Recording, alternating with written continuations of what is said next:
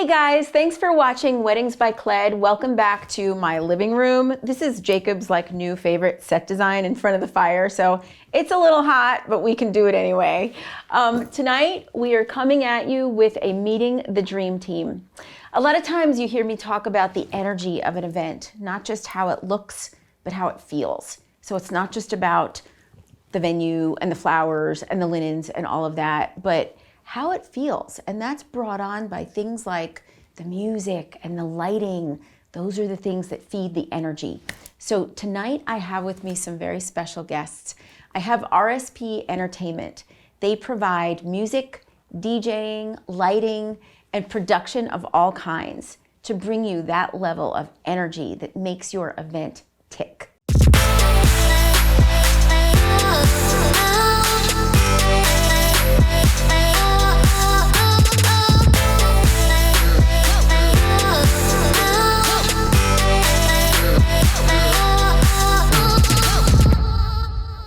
Thank you so much for being here. Absolutely, it's our pleasure. We were trying to figure out when we met. I always do that with my dream team people. And the only thing we could come up with was that you, Roy, if you weren't on camera at that point, Roy and Russ, you, Roy, DJ'd my daughter's 10th birthday, and she's now 25 years old. Absolutely. So that's how far we go back, and that's when I first met you. And you look young anyway, but you looked really young then, and I probably did too. And here we are. So you know, it's been a long ride. It truly has, and it's been exciting in the process. That's the thing that we really enjoy. And that was 15 years ago, but you actually started your business how many years ago? I started 25 years ago, and RSP Entertainment actually came to fruition in 1999. So 1999. Yeah, so it's right, just when Prince was getting it big, his song and everything. You know, it was it was meant to be. And it's a family business. It is. So tell me about the start of it. Ever since I was little, I guess I enjoyed music and didn't really realize it until I went to his middle school dance at Reed Mountain.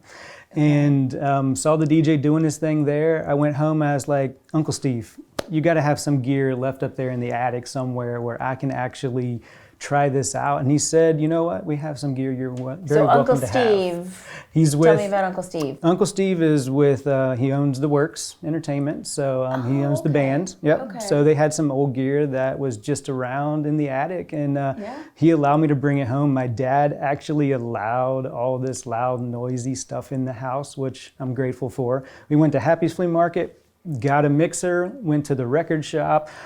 I'm kind of embarrassed to say this, but Ace of Base the Sign was my first CD. And so, yeah, we got a couple record players and a CD player. And from that point, my dad helped me with my first few gigs. And then after, a few years of doing so, this guy was like, you're actually making money at this. So how many years apart are you guys? 3.5. Okay, so you were like watching Big Brother. Yes, and in the very beginning, I didn't. Well, I did not want to do weddings in the beginning. I thought they were boring. Right. But then I saw things unfolding, and then I saw, hey, you can get paid good to play music at people's weddings. So that's kind of, I was like, well, maybe I might get interested in trying. And that was at 15. So. Gosh. Yeah. So you were 15 and I was 15 when I started. So when you were 15 and you were like doing all this grassroots stuff with your Happy's Flea Market equipment. That's exactly right. And you're 12. Yeah. Yeah, and you're just like, wow. And this is a pattern I see with all of the Dream Team people that I've met so far. All of us got interested in what we do now really, really young. Yes, absolutely. Yeah, very and young. you might not have followed it all. Some of them didn't follow it the whole way, but they come back to it. But the passion came at a really, really young age, and that's really cool. And I love what you said about your dad allowing you, because I do that with my son. I let him play guitar all hours of the night because I know it's his passion. And I want to support that. And so kudos to your dad for doing that. Absolutely. Yeah. And if it wasn't for him being willing to go with him to his first events, might not be where I am. It might not be. As far as the music goes, and now I'm actually talking on the mic. Yeah. So he went with you, and he was your mentor. Yeah, he was my mentor. He was the man on the mic. I was just pressing the buttons. So I was making sure music didn't stop, and he made sure that all the mic work was taken care of. So, so what changed? Because I've seen you, and you're not afraid to get on the mic.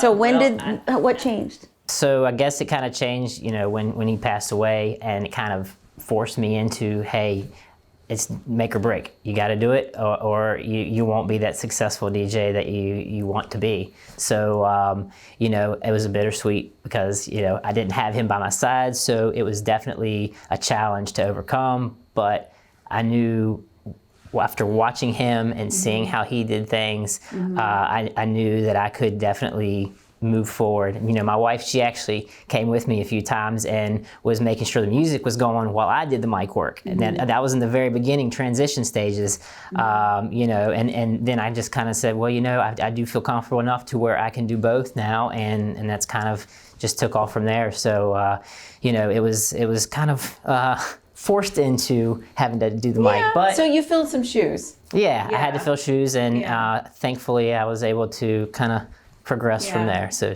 it definitely helped. And I think he's probably still with you. Oh yeah, he's right there. I definitely know that for sure. Yeah.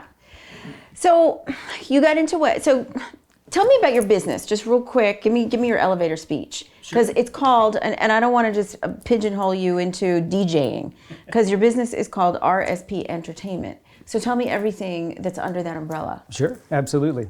So the name, first of all, came up when we didn't know what to call ourselves. But once he actually wanted to get on board, our initials are RSP. So you're RSP and you're RSP. Yep. You got it. Yeah, That's worked out. It worked out really well. Okay. Nobody else had RSP Entertainment, so we went with that. Now, the reason we left entertainment on there, and not just DJ or disc jockey service, is because our family all along, from when we first could remember, enjoyed entertaining. My grandparents had polka parties. And I mean, I'm not kidding. It was the biggest thing you could ever come to and enjoy. So we were like, we enjoy the entertainment aspect. Yeah. So other than just starting out with the music, along the way, we weren't sure we were going to expand, but it came along where now this guy here has brought on his wonderful ideas of even having a pop-up party van, photo booth, and if it involves entertainment, we would be willing to try it. So there's a party van, there's a photo booth, there's obviously DJing, and what else isn't there, like lighting and production and other specialties like that? Yeah, I mean, a couple other things that we've added, other than the uplighting and things like that, walking on cloud. So, you got your low-lying cloud effect for first dances and special events. So is that like dry ice or? It is. It's dry ice, and I mean, it completely fills a room in a matter of seconds. Cool. So, you can have that dream dancing on clouds in a matter of seconds. Okay. So does that make alarms go off? Or no, it stays low. It stays low, it dissipates in a matter of, couple minutes, That's 5 minutes or so. So yeah, that is so cool. It is. It's not something that you see all the time. Yeah. A lot of times you see it in Northern Virginia, bigger cities, things like that. We're just trying to bring it here to a small town and make it magical. I love when people say yes to things like that, because it really takes the event to another level, and it's that whole like energy we were talking about. And the wow factor. The wow factor, that you want to get. That's where the music comes in and the lighting comes in, and it's not something that everyone always thinks about. So I know it takes a little bit of educating, but it makes such a difference, and not just the moment, but also the photographs, I mean, looking back, it enhances the photographs so much, especially the lighting. Yeah. And on that note, I was going to say on the uplighting, something that we actually, Matt and Matt were the ones that kind of introduced this to our crew.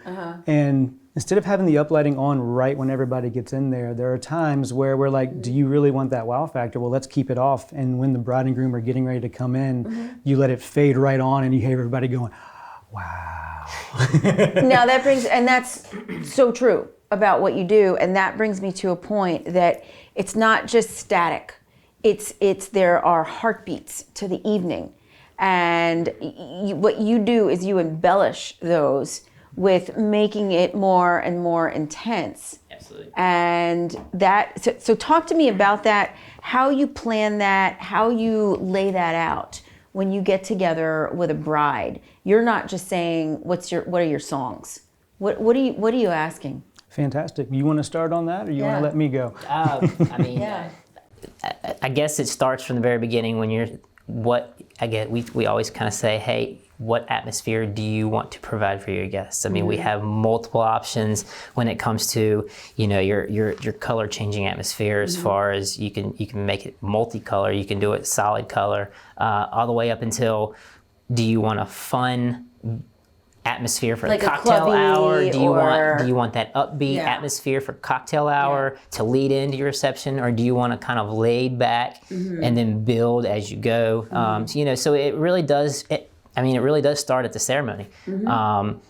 Same thing as it goes for when do you want them to have drinks at the ceremony? That can kind of set your tone. As far as music.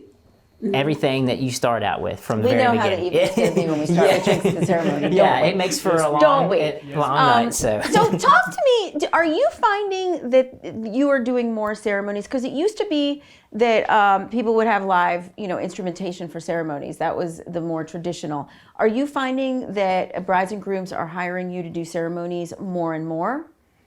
Absolutely. Because I see that. Yeah, absolutely. Especially when more of the ceremonies are outside of the church setting, then they definitely have gotten us to do so. We've been very fortunate to have created ceremony boxes where we have up to 3 wireless mics. So you have your officiant mic'd, you have the groom mic'd, which will also pick up the bride, and then you have a handheld for any readers or singers or things of that nature, which if you have anything more than, say, 75 people, we highly recommend allowing us to do the mics as well as the music. Yeah. That way all your guests hear. The people in the back hear just as well as the ones in the front. It's so important. Absolutely. Yeah, if you're not in a church, if you're anywhere, I always try to tell them that too, because we want to hear you. Because when you don't have that, it's like, Exactly. You're guessing at everything. You just see their mouths move and you are guessing at everything. And I don't care how well you project. You never know when you get up there on your wedding day and you're nervous, Yeah. Truly. So although you have videographers like Jacob and them who are extremely professional and they also run their own mics, if they don't have mics on the bride and groom, then they can actually hook into our system as well so they can get the audio feed and have that for video. A direct feed, which it gives you clean sound. Now, for ceremony music, do they know what they want, or are they asking you for ideas? Is it traditional? Is what's happening with that? Fantastic question. Yeah. I mean, a lot more people. There's so much music out there now with YouTube and Spotify and all these iTunes that people go to and they make a playlist and they're like, man, I like this, I like this. So when it comes to ceremony, I can say honestly, more times than not, they've steered away from the traditional as far as more recently. It's been, acoustic instrumentals or just renditions of popular songs, or even, renditions of traditional songs that are made more modern. Yeah. So, I think that's a big thing that's come out of this. That. Yeah. And it, people are like, oh, I recognize it, but it still keeps your almost semi-traditional type. But it gives you a little spin off. What's the most surprising non-traditional song you've seen at a ceremony? Non-traditional. Like the most surprising. I've had to do Thunderstruck. I've had Thunderstruck for when they come in. For when they come in? Yeah. Okay. For when they come in for the ceremony. When the bride is coming down the aisle, it was Thunderstruck. I've seen some interesting things going out, and that makes sense. It's a little bit more appropriate, but, appropriate. I mean, I've seen a lot of that, like people are getting away from the more classical and getting into more pop music for the ceremony. So that's kind of fun. I mean, it's along the lines of setting the tone as you're either entering or exiting. It sets the tone again, for if you're playing Thunderstruck, you know what the wedding's going to be. They're probably drinking at the ceremony too, right? So then we're into the cocktail hour, and then this is the thing that I want to know, and this is one of the reasons that I love your business and that I love having you as part of the Dream Team, is you have a very important role during the reception, and that is keeping the momentum of energy going. That is why you're watching the crowd. You're hard at work, and hard. I mean, I know you love what you do, and it's hard work, and it comes naturally to you. Right. But how do you do it? Like, what do you gauge? How do you know what to play next? I mean. Well, I'll start and then you can definitely chime in as you go. But the best way to judge any of that is just to see who's tapping their feet or who's mouthing the words or things of that nature, because you've hit on something that somebody there is enjoying. I mean, and as long as you can kind of keep it in the genre that the bride and groom selected, you can kind of venture out a little bit. Definitely, there used to be where you could play like a top 10 or 20 and they would always work. Well, now not so much. There's so much music, as he was saying, that you have to really cater to who you're there with. And you can tell when the vibe changes or when people kind of enjoy it or kind of like, oh yeah, there you go, you know. So you just feel it. Yeah, Absolutely. I mean, it's definitely a feeling, and it doesn't always come naturally. I mean, it's something that experience plays a big part in. So, I mean, the more you deal with it, the more you experience it. That's I mean, that's where it really starts to build onto you and say, okay, yeah, I can feel the energy that these people are putting off. So. And what makes y'all different? Because there's a couple of other DJs out there. What makes you different?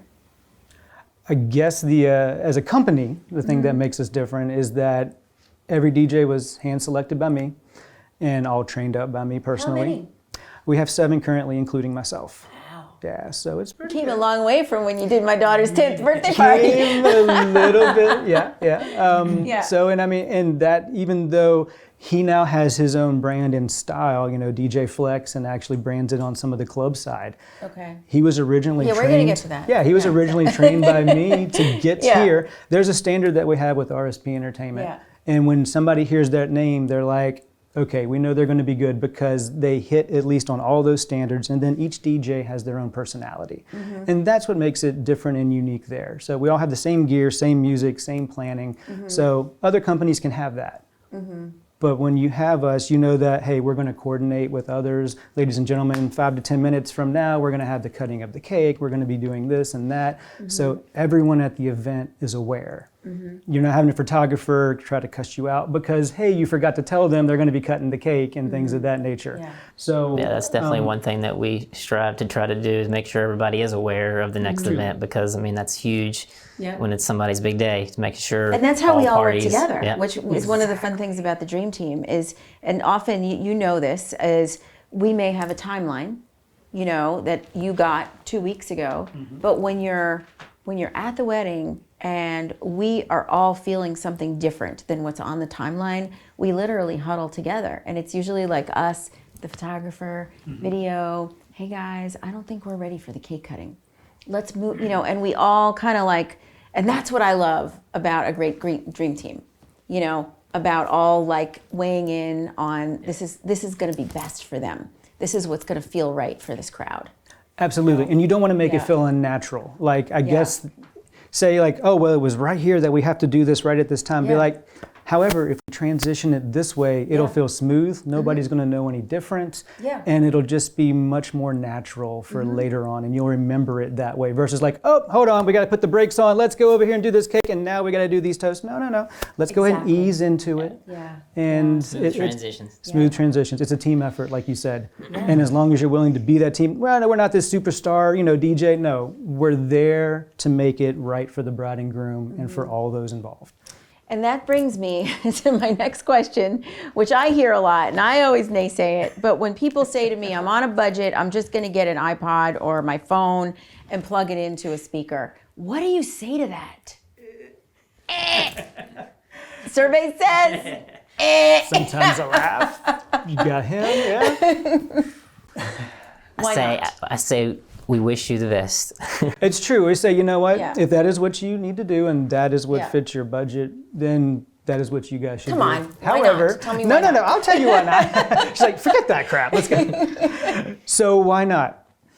I hate to tell you, but that iPod's never, ever, ever going to, first of all, introduce you guys. They're not going to go ahead and say, hey, this song was going to fit perfectly right here next because you guys, your energy's starting to rise up. You got people on the dance floor, and this one's going to flow next. No, your machine's not going to know that. It won't transition. Yeah. It won't know your name. And it's Well, not it going might to remember your keep names. the momentum. It won't A keep the machine momentum. can never replace a person. As you and were it's saying- not going to watch your crowd and feel your crowd. Correct. It's a journey for the Yeah. evening. You can tell Yeah. when the vibe kind of dies off a little and people need to go to the bar. Okay, you transition down a little bit then, get some slower ones on so the older couples can kind of dance and things, and a few of the younger ones. And then once they've had their drinks and things and they're ready, you come on back and you let it just ramp right on back up and everybody's on the floor having a blast. And you can see that. And it's also the most important day of your life so far, because they haven't had babies yet, so that's coming. But so far, you're gonna just put that in the hands of a machine?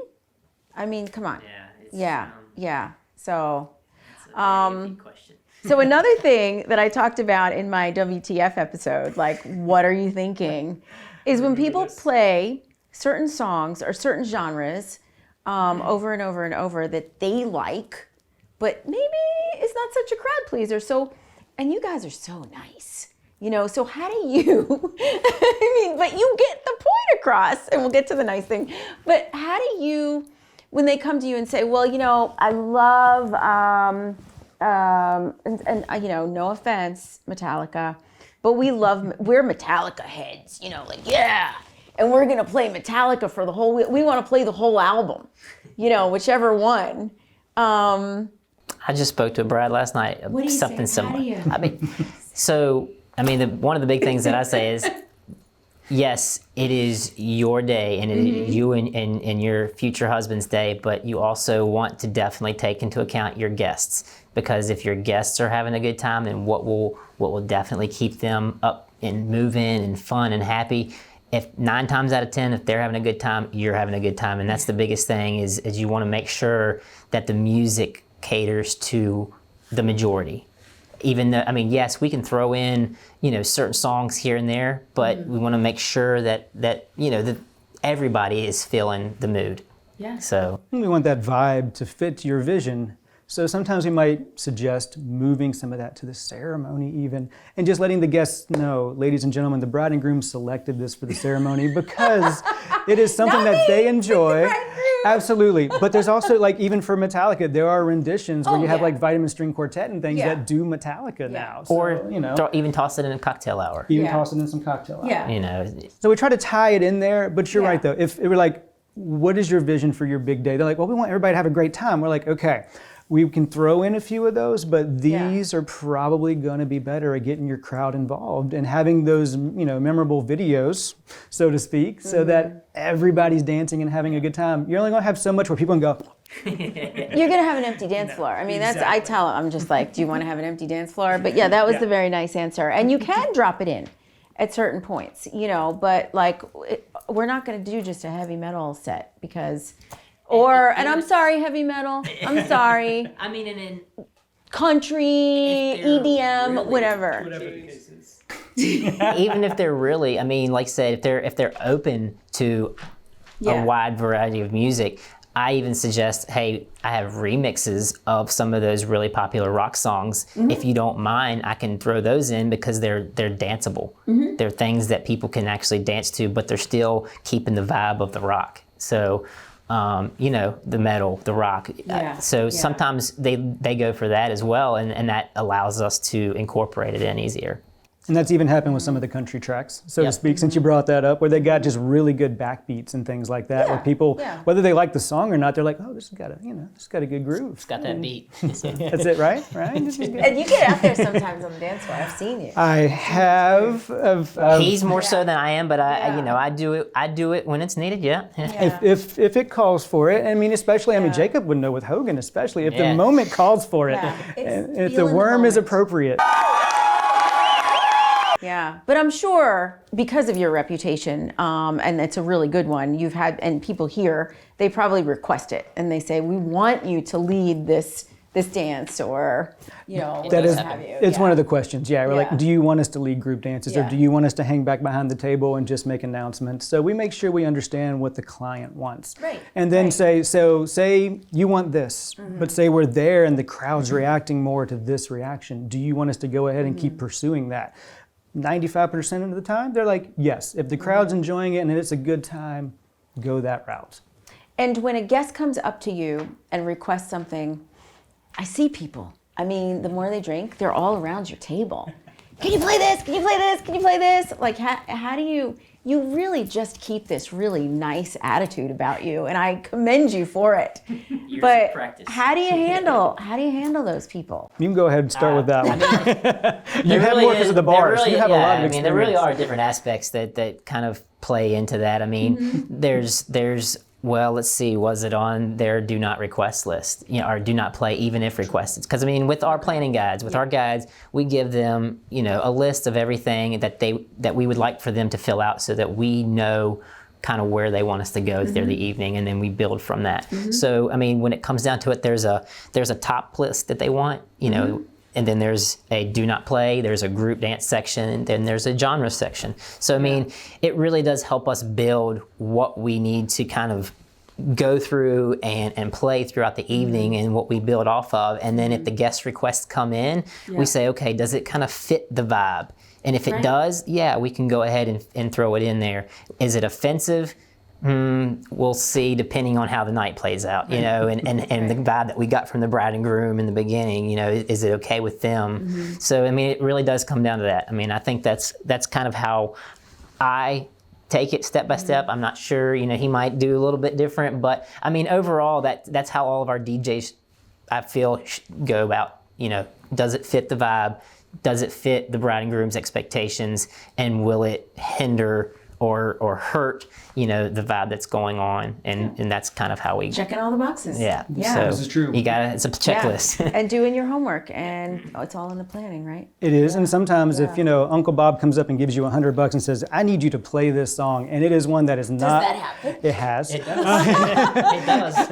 And it is on the do not play, because the bride knew that Uncle Bob was going to come up and say, hey, I want you to play this. Then you go to the bride and be like, hey, look, I'll split this tip with you if I am allowed to play this track. And that's worked sometimes, so, you know. And sometimes if they're going to go do sunset pictures or whatever, and there's a request that's on the do not play list, be like, look, when you guys go do your sunset pictures, can I play this for this one guest because they really want it? They're like, you know what? As long as I'm out of the room, absolutely. Yeah. So I mean, we definitely take our steps in making sure that that it's acceptable if we do play something that says do not. There'll be some people that say don't play any group dances. And we're like, that's perfectly fine. It's your event. We get it. You hear them at every wedding because they typically work. The thing is, if you have a bunch of people come ask, you do. Yeah. But if you have a bunch of people come ask, then you're like, you know, hey, your guests really want to hear this or that. Is that okay? And by that time, she's probably had a couple to drink, or she's having a blast, and she's like, you know what? If they want it, go right ahead. Yeah. I was just saying, speaking of group dances, tell Russ. My wobble play count is over 1,500 times. So if that tells you anything. How many of those 1,500 didn't want it? Didn't think they wanted it? It's hard to say. Probably, I'd say a third of them probably. You know, and I see that because they, you know, they don't want it to be cheesy and they don't want it to be this, but those songs are fun. I mean, you can't. And it gets people moving. It gets people moving, and it fills up the dance floor. And you can easily transition into other songs that are in that vibe, in that genre, and that's kind of it's a transition for us to use if it's allowed. So because it's a wedding and it's not a club, you know, and you've got all age groups. You've got grandma and uncles and aunts, kids sometimes, middle, and you got to play to everybody, and everybody loves that stuff. So yeah, you know what? Something I've noticed. I don't think I've ever heard either of you utter a negative word about anyone or anything. Can you tell me where's that come from? Our dad, I would say, is definitely our dad in our family. I mean, you were going to say that. Yeah, he's. And I never got to meet him, but I've heard, and I'm not surprised that you said that. He was just always like, you know what? If you have nothing nice to say, don't say it. Yeah, that was kind of what I was going to say. I mean, you know, we're all in this together as vendors to help each other to get everybody through and just to build each other up. I mean, there's plenty of brides and grooms out there, and trying to make somebody look bad is not, I mean, it's not helping anybody, and there's plenty of those out there for everybody, so there's no reason to talk bad about somebody. And that one slip is going to carry way, way, way, way farther than the 100 great gigs we had. Yep. That one time you say, that bride's up, yeah, that's going to be a problem. So, and regardless of who your clients are, you're there for a great time for everyone. There's going to be times where, you know, things don't always go perfect. So we just go ahead and try to carry on to make the best of what is there. Say it rains on your wedding day and that wasn't planned, and you're in a spot where it is just pouring down. Like this poor guy at Smith Mountain Lake one time. What did you have to do in order to make the party continue on? And it was a rager through the end of the night. That was at Bernard's Landing. Okay. So I mean, it was like, I think it was like a hurricane. Yeah, it was like a miniature hurricane. Tornado. Whichever. Okay, whatever. Yeah, sure. Anyway, it came through. And I mean, you could slowly see it coming as the night was playing on and it coming across the water. Everybody's like, we should be all right. I mean, we were all set up, and as you know, Bernard's, there's only tents. Yeah. I mean, that's basically all there is. I mean, there's an upper little clubhouse that's under a roof, but it's all tents. I mean, right during dinner time, towards the end of dinner time, it opened up. Wind blew, it blew all the centerpieces off onto the floor. They broke everywhere. I mean, it pretty much killed the power for the time being. I mean, there's puddles of water just sitting on the ground.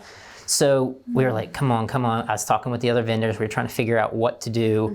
So I was like, you know what? We need to move forward. We need to do something because guests were just like, I mean, everybody, obviously the families were just like, man, this is not what we were hoping. So we were like, well, let's just take it up to the upper part. It was dry. And I think, Jacob and Hogan were both there. So we ended up taking it upstairs. I carried my box up there. I took my rig. I took one of the speakers.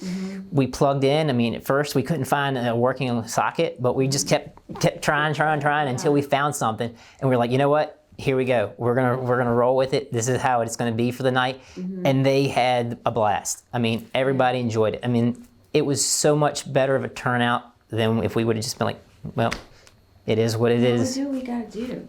Absolutely. You know?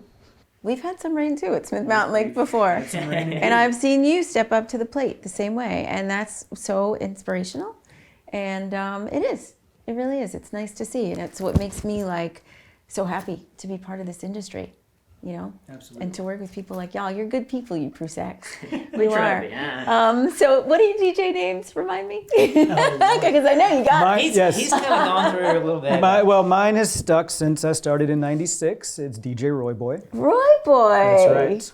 I was a boy at that time. Yeah, he was a boy. Yeah. And mine, I don't know. It was college choice, I guess. Oh, and you were also kind of in that workout. Yeah, I was in the workout phase, and I was like, DJ Flex, why not? Is that where that came from? Yeah, okay. I mean, that's kind of where I never really thought about the future. Hey, Flex, I love it. Just ask Shay one time; she can show you his model picture. Yeah. Oh, okay. We might have to post those on this video. Yeah. Hey, if it gets us more jobs, whatever, you know. He almost had the 8-pack coming out. I'm not lying. Yeah. He had all 6. Are there 8? There are supposedly 2 others. Wow. Okay, that's really scary. Getting off topic. I don't even have like one. But yeah, I mean, so that's just kind of stuck with me, and I got to the point where I was like, you know what? It's too late in the game to even change it, so we're just gonna roll with it. Okay. So, and you know. Flex and Roy Boy. Yeah. That's right. All right. Any other advice or words, about music and weddings, or just weddings in general that you wanna share? Absolutely. Well, and then you can definitely tag on here, but when it comes to selecting what you want for your big day, go ahead and give us your vision. Throw it out there so we can hear all the pieces.